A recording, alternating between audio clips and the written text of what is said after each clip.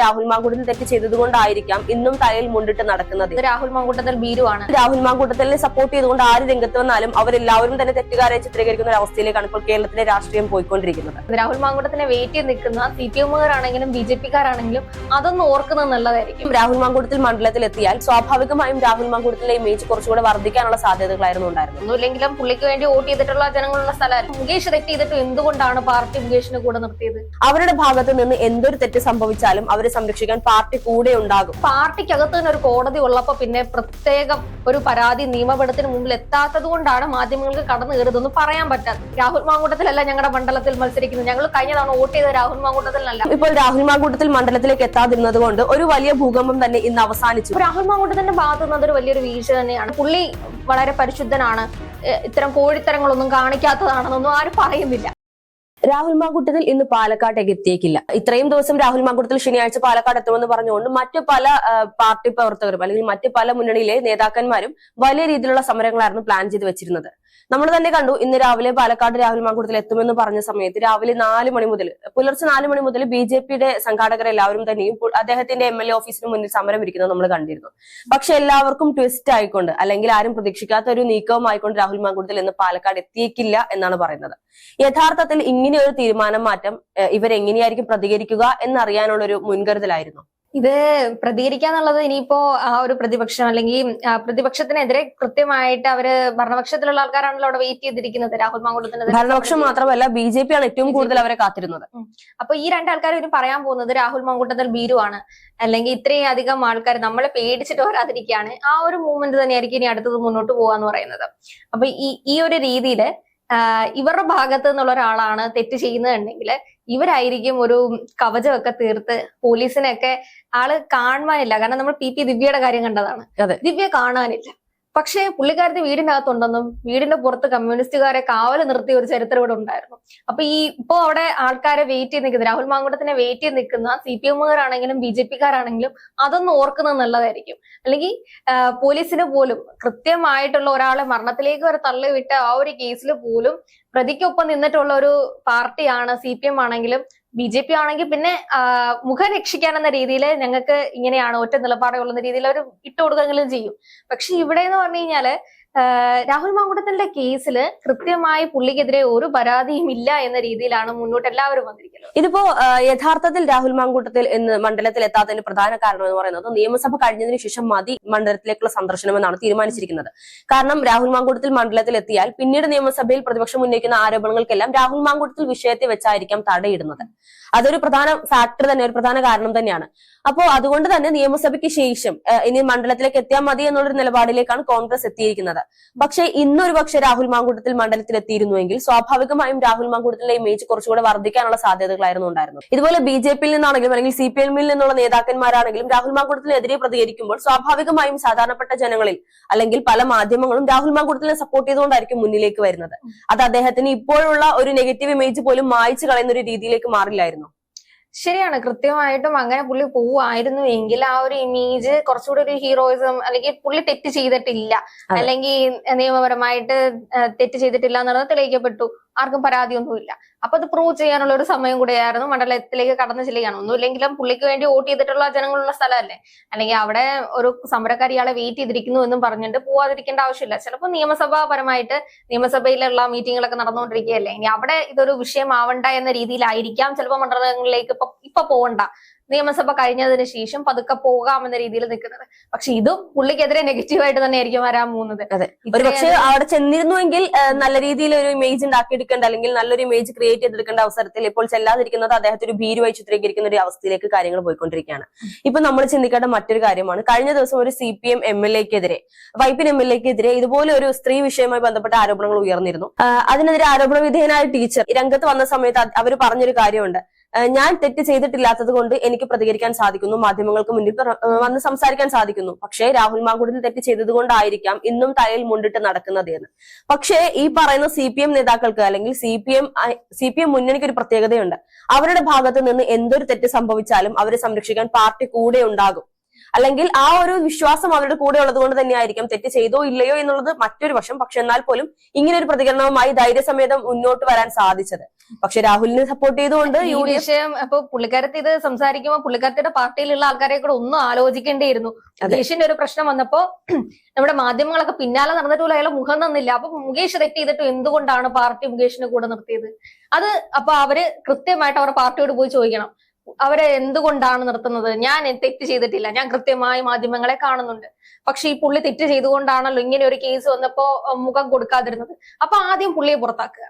അതേപോലെ ആദ്യം നല്ല രീതിയിൽ ഒരു ശുദ്ധീകരണം നടത്തേണ്ടത് സ്വന്തം പാർട്ടിക്കകത്ത് തന്നെയാണ്. നമ്മൾ ഒരാളെ പാപം ചെയ്തവർക്കല്ലറിയട്ടെ എന്ന് പറയുന്ന പോലെ സ്വന്തം പാർട്ടിക്കകത്ത് ഇത്തരം കേസുകൾ നടക്കുന്നുണ്ടോ? എത്ര കേസുകളാണ്? അല്ലെങ്കിൽ നിങ്ങൾ കൃത്യമായിട്ട് പത്രങ്ങളിലാണെങ്കിലും മാധ്യമങ്ങളിലാണെങ്കിലും വരുന്ന ചെറിയ കോളം വാർത്തകളായിരിക്കും. ജില്ലാ സെക്രട്ടറി മുതൽ അങ്ങ് മുകളിലുള്ള പ്രസിഡന്റ് വരെ എല്ലാവരും ഇത്രയും അതിക്രമങ്ങളും കൃത്യമായി പരാതികളും ചെല്ലുന്നുണ്ട്. പിന്നെ പാർട്ടിക്കകത്ത് തന്നെ ഒരു കോടതി ഉള്ളപ്പോ പിന്നെ പ്രത്യേകം ഒരു പരാതി നിയമപീഠത്തിന് മുമ്പിൽ എത്താത്തത് കൊണ്ടാണ് മാധ്യമങ്ങൾക്ക് കടന്നു കയറുന്നതെന്ന് പറയാൻ പറ്റാത്തത്. അപ്പൊ ഇതൊക്കെ പറയുമ്പോൾ ശരിക്കും ഒരു ചീയാണ് വരുന്നത്. ഇത് മാധ്യമങ്ങളോട് പറയുമ്പോൾ നിങ്ങൾ ആരോടെയാണ് ഈ പറയുന്നത്? ഈ നിങ്ങളുടെ മുമ്പിൽ വരുന്ന ഓരോ മാധ്യമങ്ങൾക്ക് കൃത്യമായിട്ട് നിങ്ങളുടെ ജീവിത ചരിത്രം മൊത്തം അറിഞ്ഞിട്ട് തന്നെയാണ് ചെല്ലുന്നത്. അപ്പൊ നിങ്ങൾ ഈ പറയുന്ന സമയത്ത് ഞാൻ തെറ്റ് ചെയ്തിട്ടില്ല, എന്റെ കൂടെയുള്ള പാർട്ടിക്കാരൊന്നും തെറ്റ് ചെയ്തിട്ടില്ല എന്ന് പറയുമ്പോൾ കൃത്യമായിട്ട് ഒരു കോമഡി ഷോ ഒക്കെ കാണുന്ന പോലാണ് നമുക്ക് തോന്നുന്നത്. ചില ആൾക്കാർ അതിനെതിരെ, അല്ലെങ്കിൽ പുള്ളി ആദ്യ സമയത്തൊക്കെ മാധ്യമങ്ങളെ കൃത്യമായി കണ്ടിട്ടുണ്ടായിരുന്നു. അതെ. പിന്നെ ആരോപണങ്ങളുടെ രീതി മാറുമ്പോൾ ലീഗൽ അഡ്വൈസ് കൊണ്ടും പാർട്ടിയുടെ അഡ്വൈസ് കൊണ്ടും അവർ ചില സന്ദർഭങ്ങളിൽ സംസാരിക്കാതിരിക്കും. പക്ഷെ അവർ വീണ്ടും മാധ്യമങ്ങളെ കണ്ടേ പറ്റത്തുള്ളൂ. കാരണം വീണ്ടും അയാൾ അവിടെ ഇപ്പോഴും ജനപ്രതിനിധി തന്നെയാണ്, വീണ്ടും നിയമസഭയിലേക്ക് തന്നെയല്ലേ പുള്ളി പോകുന്നത്. അപ്പൊ മാധ്യമങ്ങളെ എത്ര കാലം ഒളിച്ചോടാൻ പറ്റും? പക്ഷെ ഇത് കൃത്യമായി പറഞ്ഞു കൊടുക്കേണ്ടത് നിങ്ങളുടെ പാർട്ടിക്കകത്ത് തന്നെ MLA മാർക്കാണ്. ഇങ്ങനെ ഒളിച്ചോടുക എന്ന് പറയുന്നത് അടുത്ത ഇലക്ഷൻ വരെ ഒളിച്ചോടാൻ പറ്റത്തുള്ളൂ. വീണ്ടും ഒരു സ്ഥലങ്ങളിൽ വന്ന് നിന്ന് കഴിഞ്ഞാൽ, മത്സരാർത്ഥി എന്ന പോലെ നിന്ന് കഴിഞ്ഞാൽ ജനങ്ങൾ ഇത് ചോദിക്കുക തന്നെ ചെയ്യും, എന്തുകൊണ്ട് മറുപടി കൊടുത്തില്ല? ഇങ്ങനെ ഒരു ലൈംഗിക ആരോപണം ഉണ്ടായ സമയത്ത് എന്തുകൊണ്ട് മറുപടി കൊടുത്തില്ല എന്ന് ചോദിക്കും. അപ്പോ രാഹുൽ മാങ്കൂട്ടത്തിൽ കൊടുത്തില്ലല്ലോ എന്ന് പറഞ്ഞു കഴിഞ്ഞാൽ ഓക്കെ, രാഹുൽ മാങ്കൂട്ടത്തിലല്ല ഞങ്ങളുടെ മണ്ഡലത്തിൽ മത്സരിക്കുന്നത്, ഞങ്ങൾ കഴിഞ്ഞ തവണ വോട്ട് ചെയ്ത രാഹുൽ മാങ്കൂട്ടത്തിലല്ല, നിങ്ങളുടെ മത്സരാർത്ഥിക്കാണെന്ന് തന്നെ അവർ തിരിച്ചു ചോദിക്കും.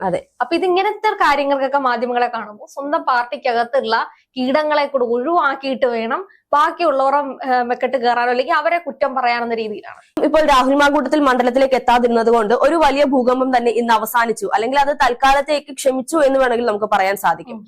ഇനി എന്തായിരിക്കാം കോൺഗ്രസിന്റെ നീക്കം എന്നുള്ളതൊക്കെ നമ്മൾ കാത്തിരുന്ന് കാണേണ്ടത് തന്നെയാണ്. രാഹുൽ മാങ്കൂട്ടത്തിനെതിരെ പരാതി നൽകിയിരുന്ന റിനി ആൻ ജോർജ്, അതായത് മാധ്യമങ്ങളിലൂടെ പരാതി നൽകിയിരുന്ന റിനി ആൻ ജോർജ് പിന്നീട് സൈബർ ആക്രമണങ്ങൾക്ക് ഇരയാവുകയും അതിനെതിരെ പരാതി നൽകുകയൊക്കെ ചെയ്തിരുന്നു.